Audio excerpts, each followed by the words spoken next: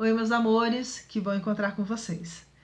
Hoje nós vamos encerrar o item, a seção que trata das propriedades da matéria, no capítulo 2 dos elementos gerais do universo, da parte primeira, causas primárias, de O Livro dos Espíritos.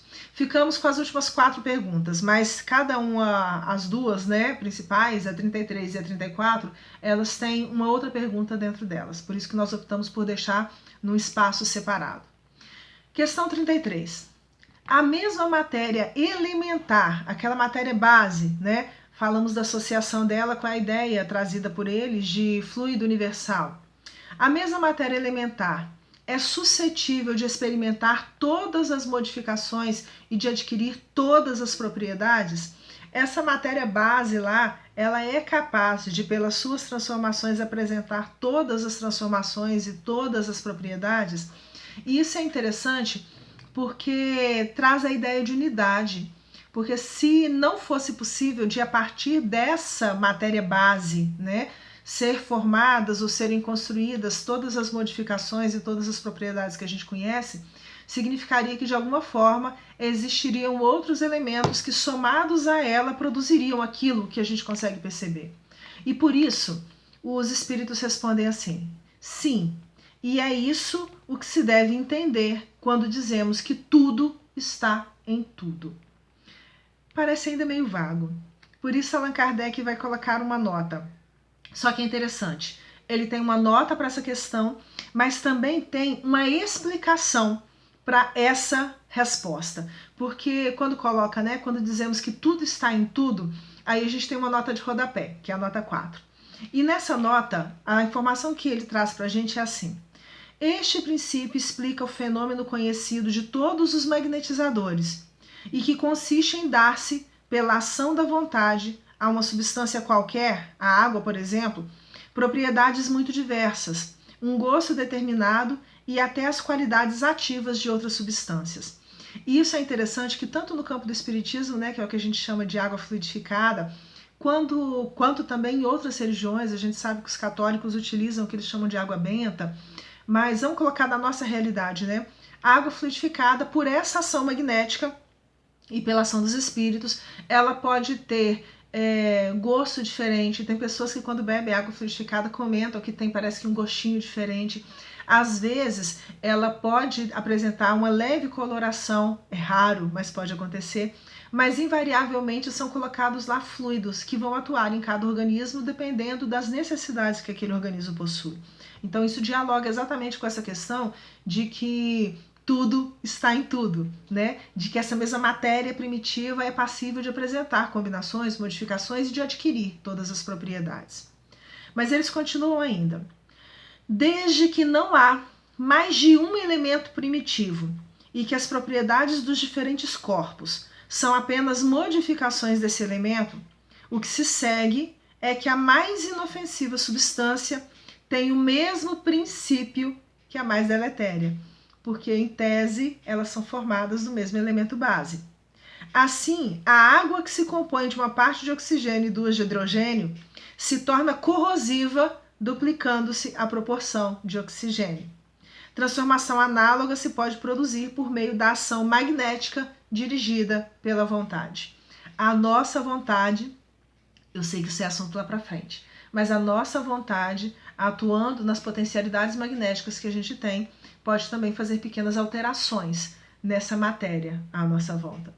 É assim que a gente percebe, quando a gente lembra de pessoas que às vezes, eles dizem que está muito carregada, mas que às vezes chegam e o magnetismo está tão doentio, tão viciado e dirigido também pela vontade desequilibrada, faz às vezes com que plantas adoeçam, com que até mesmo pessoas se sintam sintam um mal-estar, se sintam desconfortáveis. O princípio, a ideia é a mesma. Mas, além da nota de rodapé, tem a nota de Kardec.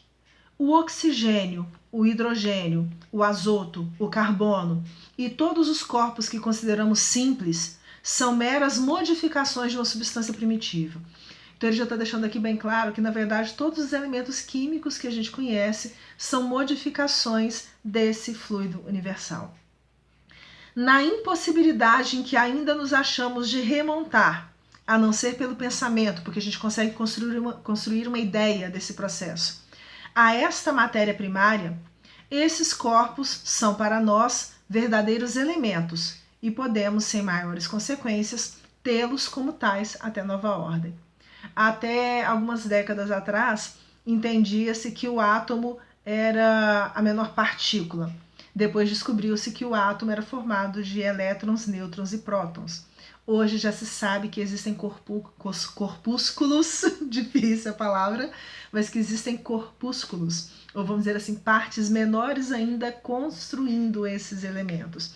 Então, aos poucos, a ciência vai mostrando para a gente aquilo que tem, né?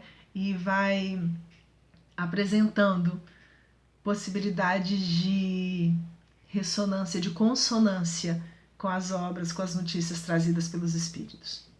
33A. Não parece que esta teoria dá razão aos que não admitem na matéria senão duas propriedades essenciais? Porque à época de Kardec tinha cientistas, né, tinham estudiosos que falavam que na verdade a matéria só tinha duas propriedades básicas, a força e o movimento. E a ideia é exatamente essa. Será que essa definição aí, né, trazida pelos espíritos, não dá força, não dá razão para esses que entendem a matéria como tendo como propriedade somente a força e o movimento? E aí a pergunta ainda continua. Entendendo que todas as demais propriedades não passam de efeitos secundários, que variam conforme a intensidade da força e a direção do movimento, porque eles entendiam que a base era a força e o movimento, e que todas as outras propriedades eram decorrentes da intensidade ou da variação ou da direção que pudessem ser dadas a esses movimentos. E aí os espíritos respondem assim: é acertada essa opinião, realmente dá margem para que isso aconteça. Falta somente acrescentar, os espíritos complementam. E conforme a disposição das moléculas, como mostra, por exemplo, um corpo opaco que pode tornar-se transparente e vice-versa. Então, nesse sentido, nessa ideia aqui, dá razão mesmo a essa proposição de que existem, na verdade, duas propriedades essenciais, a força e o movimento, mas o modo como as moléculas são dispostas para formar os diversos corpos contribui também para fazer, né, para construir essas propriedades elementares. Então, a força e o movimento são, sim, propriedades básicas, mas elas atuam e vão produzir resultados dependendo também da organização dessas moléculas. Daí surge toda essa variedade que a gente conhece. 34. As moléculas têm forma determinada, já que eles estão falando, né, de que depende dessa organização, dessa disposição das moléculas. As moléculas têm forma determinada? Certamente, as moléculas têm uma forma, porém não sois capazes de apreciá-la. Àquela época ainda não estavam desenvolvidos os microscópios, né, potentes o suficiente para poder analisar essas moléculas. Letra A. Essa forma dessas moléculas é constante ou variável? E aí os espíritos respondem, e é muito interessante a colocação deles. Constante a das moléculas elementares primitivas. Aquelas moléculas primitivas dessa matéria mais perfeita, dessa matéria essencial, nessa matéria a forma das moléculas ela é constante. Variável a das moléculas secundárias, que mais não são do que aglomerações das primeiras. Então é como se essa matéria essencial em fluido, as moléculas desse tipo de matéria tivessem uma forma específica, regular, à medida em que elas se combinam para construir as moléculas da nossa matéria aqui, tangível, palpável, vai produzindo formas diferentes. Porque o que chamais molécula, e aí ele dá o ponto, longe ainda está da molécula elementar. Ele está usando a nomenclatura, o termo que era conhecido naquela época. Mas esse entendimento que eles tinham na época de molécula, na verdade, ainda está muito longe do que é o entendimento para os espíritos de uma molécula elementar. Concluímos esse item e depois conversaremos sobre o espaço universal. Beijo, fiquem com Deus.